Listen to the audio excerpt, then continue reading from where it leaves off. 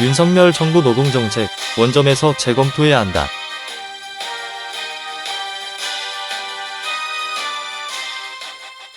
윤석열 정부 노동정책 결과를 살펴보면 윤석열 대통령은 후보 시절부터 주 120시간 바짝 일하고 쉴 수 있어야 한다. 월 150만원 받고 일하겠다는 사람을 일시키면 안 되나 등 노동시간과 임금 등 노동 문제에 대한 시대착오적인 인식을 드러낸 바 있다. 집권 이후 2022년 6월 16일 새 정부 경제정책 방향에서 자유롭고 공정한 시장경제 복원을 위한 4대 정책 방향을 제시했다. 그 내용은 민간 중심 역동경제, 체질 개선 도약경제, 미래 대비 선도경제, 함께 가는 행복경제이며 구체적 과제로 민간 중심 역동 경제 영역에서 규제 혁파, 기업 활력 제고, 기업 투자 확대 일자리 창출, 중소벤처기업 육성, 공정한 시장 질서 확립을 제시했으며 체질 개선 도약 경제 영역에서는 공공연금 개혁, 노동시장 개혁, 교육 개혁, 금융서비스 산업 혁신을 제시했다. 노동시장 개혁을 구체화하기 위해 2022년 7월 미래노동시장연구회를 구성했으며 연구회는 12월 12일 공고문을 발표했다. 미래노동시장연구회 공고문의 주요 내용은 근로시간 개혁으로 연장근로관리 단위를 주에서 월 분기 반기연 단위로 개편, 선택적 근로시간제 정상기간을 전 업종 3개월로 확대 탄력적 근로시간제 실효성 제고, 근로시간 저축계 자제 도입 부분 근로자 대표제 도입 등이다.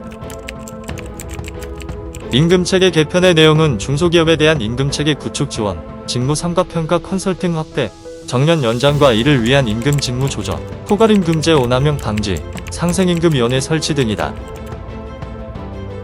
기타 주요 과제로는 격차 해소 방안 모색으로 5인 미만 근로기준법 적용, 동일가치노동 동일임금 원칙, 미래지향적 노동법 제로 플랫폼 종사자 권리보장과 파견제 확대, 노사관계 개선은 대체근로 허용과 사업장 점거 제한 등의 내용이다. 윤석열 정부의 노동시장 개혁 과제는 인수위 시절 2022년 3월 17일 경총이 제출한 신정부에 바라는 기업 정책 제안서의 내용을 거의 그대로 수용한 것이며 이후 추가적인 노동계약 방향을 가능할 수 있다. 경총의 기업 정책 제안서는 다음과 같다.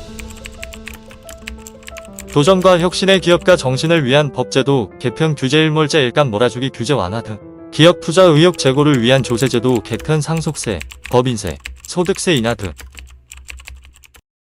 일자리 창출을 위한 노동시장 유연성 제고 쉬운 해고, 기간제 파견제 확대, 근로시간 유연성 확대, 직무성과급 임금체계, 수역규칙 변경 절차 개선, 최저임금 제도 개선 등 노사 간 힘의 균형을 회복하는 노동법제 선진화 법과 원칙, 대체근로 허용, 사업장 점거 금지, 부당노동행위 형사처벌 면제 등 안전한 일터 조성과 기후위기에 대응하는 경영환경, 구축 중대재해처벌법 경영책임자 처벌 제외, 온실가스 감축 목표 조정 등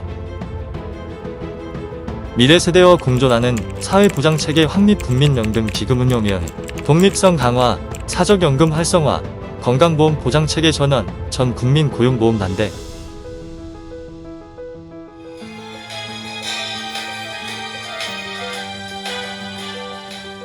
윤석열 정부 노동개혁의 특징은 첫째, 윤석열 정부 노동개혁은 개혁의 외표를 쓴 이념 편향적 반노동 정책이다. 윤석열 정부는 노동, 교육, 연금 등 3대 개혁, 노동, 공직, 기업 3대 부패 척결을 외쳤지만 노동 외의 다른 개혁 과제나 부패 척결은 내용도 제시되지 않았을 뿐만 아니라 내용을 만들기 위한 구체적인 노력을 전혀 하지 않고 있다. 결국 다른 개혁 과제는 노동계약을 추진하기 위한 수사에 불과하다. 둘째, 친자본 친재벌 정책을 추진하기 위해 노동개혁을 추진하고 있다. 윤석열 정권이 노동개혁 명분으로 들고 있는 노동시장 이중구조 해소, 사회 발전에 따른 다양한 노동 형태 등은 일정하게 긍정적인 측면이 있지만 실제 문제 해결을 위한 노력보다는 반노동조합의 의제로 들고 있을 뿐이다.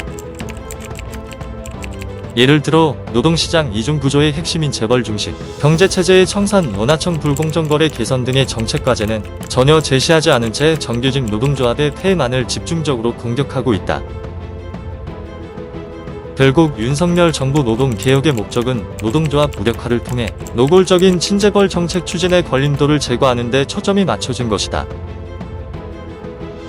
셋째, 당사자를 배제한 채 친자본 편향의 학자를 동원한 계약 추진이다.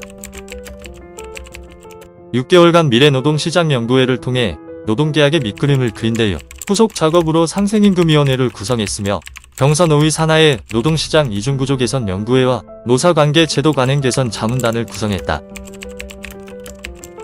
이들 연구회, 자문단은 형식은 전문가의 연구와 자문을 표방하지만 실내용은 철저하게 정부의 노동계약안에 대해 전문가를 동원한 외피를 씌우기 위한 것에 불과하다. 하균업종의 확대, 파업대 대체근로응, 직장점거 금지 등의 방향이 이미 나와있으며 그동안 노동계의 반대나 정치권의 이견으로 성사시키지 못했던 내용을 전문가 의견으로 밀어붙이기 위한 것이다. 넷째, 전방위적 노동 탄압을 병행해서 진행하고 있다. 윤석열 정부는 화물 파업에 대해서 법과 원칙을 내세우면서 업무, 복귀 명령 등 강경 탄압을 통해 파업 무력화에 성공했으며 지지율 또한 상승했다. 이후 건설노조에 대한 집요한 탄압이 지속되고 있으며 회계 투명성을 앞세운 반노조 캠페인을 지속하고 있다. 산별노조 탈퇴에 대한 규약 시정명령, 사문화된 직원 우선 채용을 문제 삼은 단역 시정명령, 국정원을 앞세운 공안 탄압 등이 동시에 추진되고 있다. 윤석열 정부 노동정책에 MZ세대가 저항하고 있는 이유는 한국은 OECD 36개국 중 연간 노동시간이 멕시코, 코스타리카, 칠레 다음으로 많은 1915시간이며 이는 OECD 국가 평균보다 200시간이 많다. 주간 52시간제 정착으로 노동시간이 점차 줄어들고 있는 조건에서 주당 69시간, 주휴일 근무 시 80.5시간 상하는 시대적 추세에 역행하는 것이다. 노동시간의 연장은 노동자의 건강권을 심각하게 악화시킬 뿐만 아니라 예상되는 경제 위기 상황에서 일자리 위기를 심화시키게 될 것이다. 노조 조직률이 14%에 불과하고 가부장적 문화가 엄존하는 한국 사회에서 노동시간의 선택권은 노동자가 아니라 사용자에게 있으며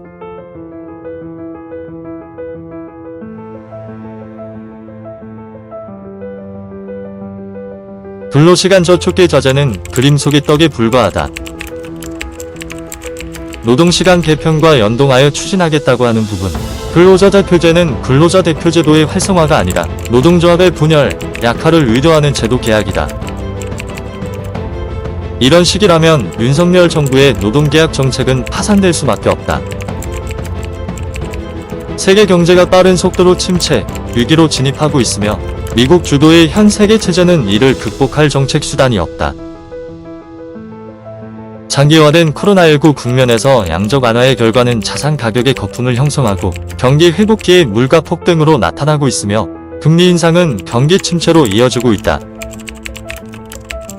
한국 경제는 물가 폭등, 금리 인상, 환율 폭등, 무역 수지 적자 등 총체적 위기가 심화되고 있다. 25년 전의 IMF 외환 위기 대처 방식이 그대로 작동될 수 없다.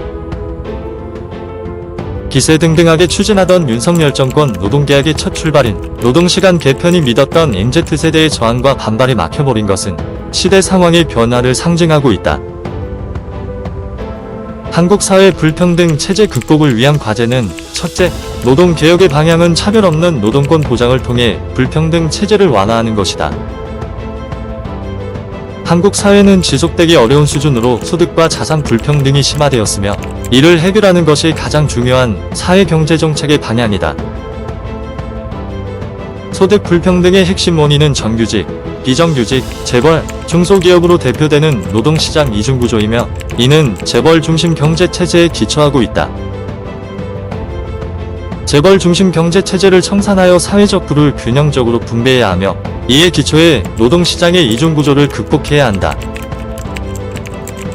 구체적으로 5인 미만 사업장 근로기준법의 확대 적용, 노조법비, 3조 개정을 통한 특수고용, 하청 노동자의 교섭권 보장, 최저임금의 대폭 인상을 통한 비정규직, 중소기업 노동자의 생활 안정, 파견법 기간 제법 등 비정규직 확대 정책의 제한을 제도화해야 한다.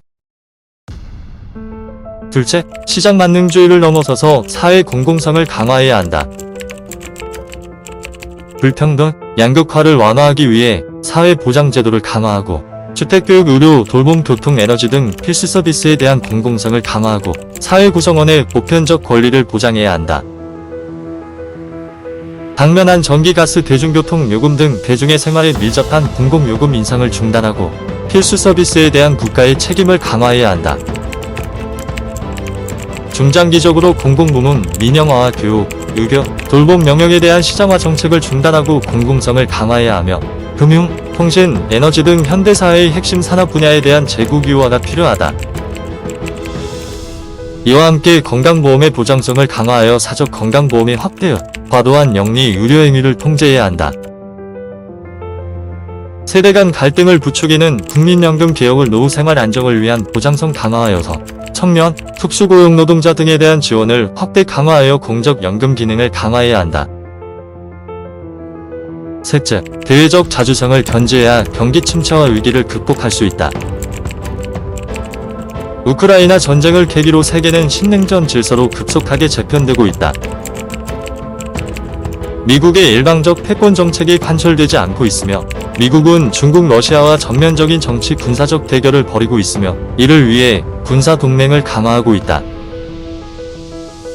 이런 조건에서 친미, 친일 일변도의 외교 군사 정책은 한반도의 정세 불안과 한국의 안보 위기를 불러오게 된다. 세계 경제의 블록화와 함께 정치 군사적 대결이 심화되는 조건에서 대외적 자주성을 견제해야 경제적 난관을 극복할 수 있는 정책적 자율 공간을 확보할 수 있다. 윤석열 정권이 추진하는 일방적 친미 친일 정책은 한반도의 평화를 위협할 뿐 아니라 경기 침체와 위기 시기에 경제 회복의 동력을 형성하는 데에도 부정적 영향을 미칠 수밖에 없다.